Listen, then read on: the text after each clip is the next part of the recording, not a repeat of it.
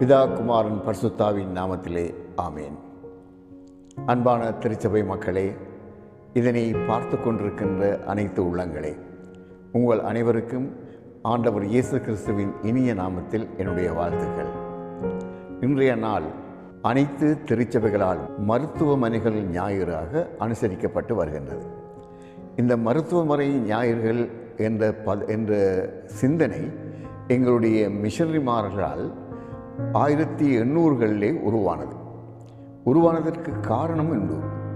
1820ஆம் ஆண்டு முதலாவது மருத்துவ மிஷனரியாக ஸ்கடர் அவர்கள் இலங்கைக்கு அனுப்பப்பட்டார்.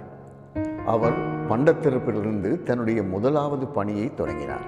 குறிப்பாக பிள்ளை பிரசவத்திற்கான நிலை இருந்தபோதும் பெண்கள் அவரிடம் அணுக மறுத்து விட்டார்கள், அவர் ஆண் என்கின்ற காரணத்தினால்.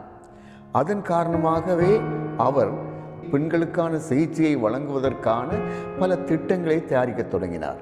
அதன் அங்கமாகத்தான் எங்களுடைய இணுவில் மருத்துவமனையானது ஆரம்பிக்கப்பட்டது. தேவையுள்ள மக்களுக்கு, குறிப்பாக பெண்களுடைய பிரசவ நேரத்தின் போது சிகிச்சை அளிப்பதற்காக, அவர் பெண்களாலேயே சிகிச்சை அளிப்பதற்காக இந்த மருத்துவ நிலையம் ஆரம்பிக்கப்பட்டது. அமெரிக்க இலங்கை மிஷன் திருச்சபையானது மருத்துவத்துறையிலே பல சாதனைகளை இலங்கையிலே நிகழ்த்தியுள்ளது. முதலாவது மருத்துவ மிஷனரியாக ஜான் ஸ்கடர், முதலாவது மருத்துவ கல்லூரியாக மானிப்பாய் கிரீன் மெமோரியல் வைத்தியசாலை, முதலாவது பெண்களுக்கான சிகிச்சை நிலையமாக இணுவில் மக்லியோட் ஹாஸ்பிட்டல் ஆகியவை மிஷனரிமாரால் ஆரம்பிக்கப்பட்டவை. இந்த 3 நிறுவனங்களும் 3 நிலையங்களும் அது மட்டுமல்ல, எங்கள் திருச்சபைகள் சார்ந்த ஏனைய இடங்களிலும் கூட இந்த மருத்துவ சேவைகள் விஸ்தரிக்கப்பட்டு யாரெல்லாம் தேவைகள் இருக்கின்றார்களோ அவர்களுக்கு குறைந்தபட்ச செலவிலே அல்லது இலவசமாக மருத்துவத்தை வழங்குவது அவர்களுடைய நோக்கமாக இருந்தது. மருத்துவமனைகள் ஞாயிறு என்கின்ற எண்ணக்கருவும் இதன் அடிப்படையிலே உருவானது. இன்றைய நாளின் சிந்தனைக்காக நல்ல சமாரியனுடைய கதை கொடுக்கப்பட்டிருக்கின்றது. லூக்கா 10ஆம் அதிகாரத்தின் 30ஆம் வாக்கியம் தொடக்கம் 35ஆம் வாக்கியம் உள்ள பகுதிகளிலே நல்ல சமாரியன் ஒரு அடிபட்டு கிடந்தவனுக்கு உதவி செய்கின்ற காட்சி விவரிக்கப்படுகின்றது. எங்களுடைய சமுதாயத்திலே பல்வேறு விதமான மக்கள் பல்வேறு காரணங்களால் துன்புறுத்தப்பட்டு அடிபட்டவர்களாக இருக்கின்றார்கள். அவர்கள் அந்த அடிபட்ட அந்த குறைபாடுகளிலிருந்து வெளிவருவதற்கு உரியவர்கள் நடவடிக்கை எடுப்பதில்லை. இங்கேயும் கூட இந்த நல்ல சமாரியன் உவமையிலே கூட அந்த வழியாக சென்ற 2 பேர் யூத தலைமை சமூகத்தோடு தொடர்புபட்டவர்கள், ஆசாரியன் லேவியர் 2 பேரும் அங்கே சென்றும் அவனுடைய தேவையை கவனிக்காமல் அவர்கள் போய்விட்டார்கள். அவர்கள் அவனுடைய தேவையை விட தங்களுடைய மற்றைய கடமைகளே பிரதானம் என்று அவர்கள் எண்ணத் தொடங்கினார்கள். யாரெல்லாம் உதவி செய்ய மாட்டார்கள் என்று நினைத்தார்களோ அந்த சமாரியன் அங்கே இந்த மனிதன் மீது இரக்கப்படுகிறான். அவன் இந்த மனிதனை காண்கின்றான், இரக்கப்படுகின்றான், அவனுக்கு தேவையானதை தானாகவே செய்கின்றான். அவனுக்கு தேவையான மருத்துவ உதவி, அவனுக்கு தேவையான பண உதவி, அந்த மருத்துவத்திற்கு தேவையான பண உதவி ஆகியவற்றை செய்கின்றவனாக இந்த நல்ல சமாரியன் காணப்படுகின்றான்.